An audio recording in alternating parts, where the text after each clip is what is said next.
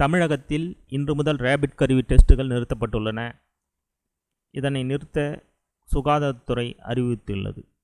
Rapid கருவி பரிசோதனை முடிவுகள் தவறாக காட்டுவதாலே இந்த முடிவு எடுக்கப்பட்டுள்ளதாக சுகாதாரத்துறை தெரிவித்துள்ளது. இந்தியாவில் நாளுக்கு நாள் கொரோனாவின் தொற்று அதிகரித்து வண்ணம் வருகிறது. இன்றைய தேதியில் கிட்டத்தட்ட 20,000 பேருக்கு தொற்று கண்டறியப்பட்டுள்ளது. தமிழகத்தில் மட்டும் 1596 பேருக்கு கொரோனா தொற்று உறுதி செய்யப்பட்டுள்ளது. இதற்கு இன்னமும் மருந்து கண்டுபிடிக்க முடியவில்லை. அதே சமயம் ஒருவருக்கு தொற்று இருக்கிறதா, உடலில் எவ்வளவு எதிர்ப்பு சக்திகள் அவர் கொண்டுள்ளார் என்பதை துல்லியமாக கண்டுபிடிக்க டெஸ்ட் எடுக்க நம்மிடம் கருவியும் இல்லை. இத்தகைய கருவியை நாம் சைனாவிடமிருந்து வாங்கியிருப்பது உலகம் அறிந்த விஷயம். எதிர்ப்பு சக்தி உள்ளதா என்பதை வெறும் அரை மணி நேரத்தில் கண்டுபிடித்து தெரிவிக்கும் நவீன கருவிதான் ரேபிட் டெஸ்டிங் கிட் ஆகும். இதனை நாம் சீனாவிலிருந்தும் வாங்கி மொத்தம் 3 லட்சம் கருவிகள் 2 தினங்களுக்கு முன்பு தெரிவிக்கப்பட்டன.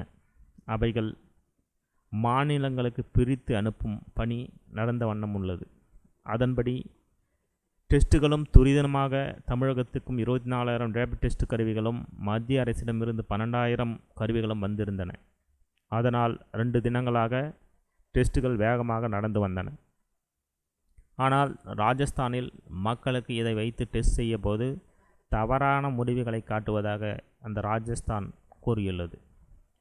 நேற்றைய முன்தினம் ராஜஸ்தானில் எடுத்த டெஸ்ட்டுகள் இதனை நிரூபித்துள்ளன. இதன்பின் ரேபிட் டெஸ்டிங் முறையை பயன்படுத்துவதை நிறுத்தி வைக்குமாறு இந்திய மருத்துவ ஆராய்ச்சி கழகம் மாநில அரசுகளுக்கு அறிவுறுத்தியது. இதனை அடுத்து மகாராஷ்டிரா, மேற்கு வங்கம், குஜராத், பஞ்சாப், உத்தரப்பிரதேஷ், கர்நாடகா, அசாம், ஹரியானா மாநிலங்களில் இந்த டெஸ்ட் நிறுத்தப்பட்டது. அதனைத் தொடர்ந்து தமிழகத்திலும் இந்த பரிசோதனை நிறுத்தப்பட்டது. இதனை தமிழக சுகாதாரத்துறை தெரிவித்துள்ளது. ரேபிட் கருவி பரிசோதனை முடிவுகள் தவறாக காட்டுவதால் பரிசோதனை நிறுத்தப்பட்டுள்ளது. 34,000 ரேபிட் கருவிகள் தமிழகத்தில் கைவசம் உள்ளதாக தமிழக அரசு கூறியுள்ளது.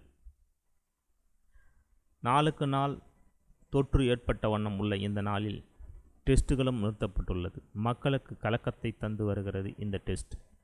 எனினும் தமிழக அரசு தொற்று பாதிக்கப்பட்ட மக்களுக்கு விரைவான டெஸ்ட்டுகளை எடுக்கும் பணியை பல்வேறு வகைகளில் ஆராய்ச்சி செய்து வருகிறது.